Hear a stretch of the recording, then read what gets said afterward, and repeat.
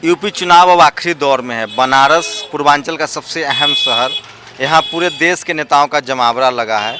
UP चुनाव के लिहाज की बात करें तो यहाँ से ही केंद्र की सरकार जाती है। मोदी जी यहाँ से सांसद बने थे, प्रधानमंत्री बने, आज उनका रोड शो था।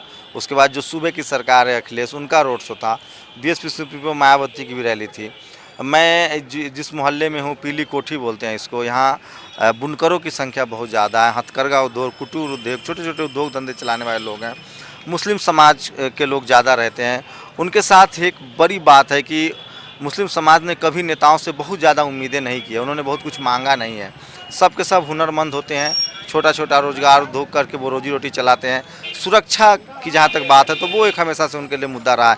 आज मोदी जी का रोड शो हुआ तो क्या लगा कि जिस तरह से टीवी चैनल दिखा रहे थे, लग रहा है कि पूरा फिजा उनके पक्ष में है।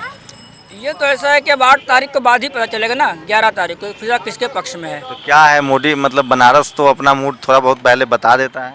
नहीं, मोदी जी नोटबंदी से जो तो बहुत पीछे हो गए बनारस में, बहुत पीछे हो गए। नोटबंदी से जनता को बहुत तकलीफ हुई है। आप लोगों ने तो बढ़ चढ़ के लोकसभा में उन्होंने इतने बड़े बड़े वादे किए, आप लोगों ने वोट दिया था, लगता है कुछ वादा खरा नहीं उतर पाया। नहीं, वादे पे खड़े नहीं उतर पाए। प्रधानमंत्री हम लोग उनको जल्दी देखते नहीं, वो टीवी वगैरह पर देखते हैं, जल्दी तो बीच में आते नहीं, दिखते तो सबसे ज्यादा मोदी जी। वो हमेशा तो बाहर घूमने में परेशान रहते हैं। कोई इतना प्रधानमंत्री कोई दिखता था जी इससे पहले? नहीं, हम बुनकरों पे जो ध्यान दे रहा, हम लोग उनके पे ध्यान देंगे। क्या लग रहा है कि मोदी जी तो बहुत दिखते हैं? ऐसा है कि जो दिखते हैं वो बस दिख ही रहे हैं, काम के लिए नहीं वो दिखते। जहाँ पे दिखना चाहिए वहाँ नहीं दिखना चाहते।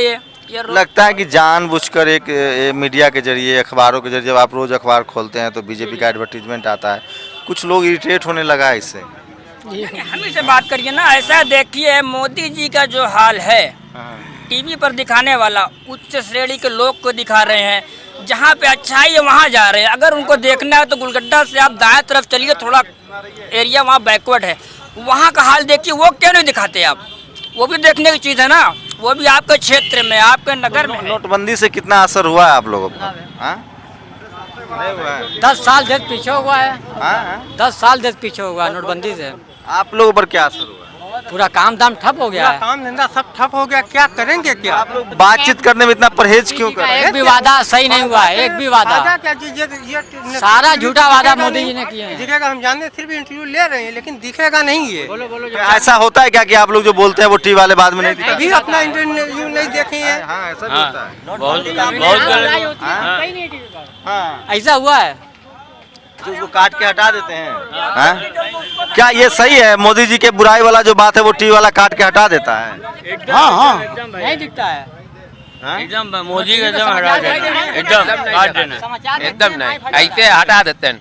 देखिए, ये एक बड़ा आरोप है मीडिया पर। अगर इस तरह की बातें सही हैं कि किसी के पक्ष या किसी के खिलाफ अगर दिखाया जाए और बातें, तो मीडिया की निष्पक्षता पर भी बड़ा सवाल हो रहा है। और मैं पूरे यूपी में जहाँ भी जा रहा हूँ, मीडिया को लेकर लोग बहुत क्रिटिसाइज कर रहे हैं, बहुत आलोचना कर रहे हैं।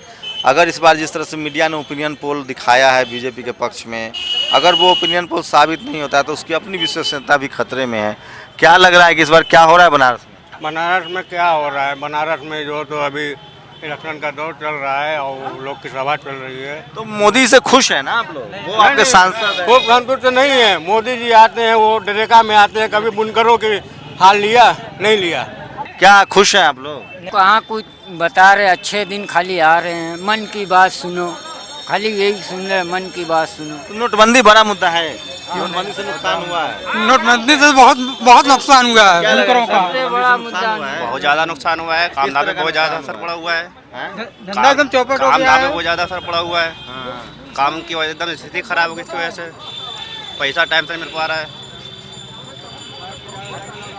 तो देखिए, टीवी चैनल भले न दिखाए, अखबार भले न दिखाए, लेकिन नोटबंदी बड़ा मुद्दा है। और बनारस शहर है, और तमाम शहरों में जब आप जाएंगे, जो छोटे छोटे रोजगार करने वाले लोग हैं वो नोटबंदी से काफ़ी परेशान हुए हैं। उनके लिए नोटबंदी जो है वो रोजी रोटी जो उनका तबाह हुआ है, तो वो एक बड़ा मुद्दा है। अब टीवी पर ये नहीं दिखाई दे रहा है। टीवी पर कई चीज़ें आप अब आजकल नहीं देख रहे हैं। गैस का दाम 700 से 800। महंगाई कोई मुद्दा है भाई? महंगाई तो मुद्दा ही मुद्दा है ना। अगर सिलेंडर का दाम बढ़ गया, 870 रुपया हो गया। अब मोदी जी बोल रहे हैं कि मतलब अर्थव्यवस्था अच्छी चल रही है। जब अच्छी चल रही है तो फिर जब अच्छी जब चल रही है तो फिर रेट क्यों बढ़ रहा है? सस्ताई नहीं आना चाहिए कि महंगाई आप दोगे, पहले बताओ। हाँ तो हम मुद्दा उठा रहे हैं, आप लोग तुम बोल भी नहीं रहे हैं। अब हम बोले ना, तब जो पूछे वही ना बताएंगे। आप फिर वहाँ चले जा रहे हैं। हम चलेगा, लोग कहें कि मैं मोदी विरोधी अब हूँ। महंगा नोटबंदी की जो बात है, नोटबंदी से असर पड़ा हुआ है। आज 4 महीने से मेरा पूरा कारोबार ठप पड़ा है।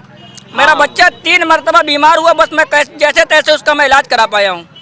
ये लोगों की तकलीफें अब बड़ी बोले हैं। मतलब- गैस सिलेंडर का दाम बढ़ा, ये मुद्दा है भाई। बात नहीं है, बिजनेस की बात है, हर बहुत चीज बड़ा की मुद्दा बात है, मतलब कि गैस का दाम बढ़ गया है। आप लोग सवाल इतना बनारस आते हैं, वो सवाल काहे नहीं पूछते हैं? अरे उनके पास जाते तो कर्फ्यू लगा रहता है, उनके पास जाएगा कौन? किसी को जाने देते हैं आम जनता को कि वो उनके पास कोई चला जाएगा, परिंदा भी पर नहीं मार सकता। बोलिए भाई, बोलिए, आप भी बोलिए। महंगाई मुद्दा है। बोल रहे हैं बड़े भाई, बोल रहे हैं ना। नहीं, हर चीज का है, हर चीज का लफड़ा है, हर तो चीज का लफड़ा है। बनारस में जब आप आएंगे, जो कामगार लोग हैं, जो कुटीर उद्योग चलाते हैं, जो हथकरघा उद्योग, ये बनारसी साड़ी यहीं बनता है बनारस में। तो नोटबंदी से उन पर बहुत असर हुआ है। और एक जिस तरह से देश में लगातार, चाहे वो गौ रक्षा के नाम पर, अखलाक का मामला हुआ, मुजफ्फरनगर के मामले हुए, उस तरह से हालात इस तरह से बन गए हैं कि टीवी पर एक ही तरह के लोग आपको बोलते हुए दिखाई देंगे, अखबारों में एक ही तरह की खबरें आती है, टीवी डिबेट में देखते हैं कुर्सियां लगा दी जाती है, एक तरह के लोग होते हैं, एक समाज के लोग होते हैं, उनको खड़ा कर दिया जाता है, उसी में पक्ष होते हैं, उसमें विपक्ष होते हैं, हंगामा होता है। जो जनता का मुद्दा है, जो गरीबों का मुद्दा है, जो शोषित लोगों का मुद्दा है, जो मजलूम है, जो जिनके तालीम की बात है, इन सब बातों पर बात नहीं हो रही है। यूपी में चुनाव कब्रिस्तान, शमशान इस तरफ कन्वर्ट हो गया है। गैस सिलेंडर के दाम बढ़ गए हैं, इस पर कोई हाय तवा नहीं मच रही है। नोटबंदी से बहुत नुकसान हुआ, ये बनारस के लोगों का कहना है। तो आप इंतज़ार कीजिए, जो ओपिनियन पोल टीवी में दिखाए जा रहे हैं लगातार, हो सकता है कि नतीजे उसके उलट हों, क्योंकि जब आप जनता से बात करेंगे तो उनकी जो राय है वो टीवी के ठीक उलट है। तो लेकिन 11 मार्च तक आप इंतज़ार कीजिए, हो सकता है कि ओपिनियन पोल गलत साबित हो जाए और उसके बाद जो जनता की राय है तब आपको उस पर भरोसा होगा। कैमरामैन गौतम के साथ शंभू कुमार सिंह, नेशनल दस्तक, बनारस।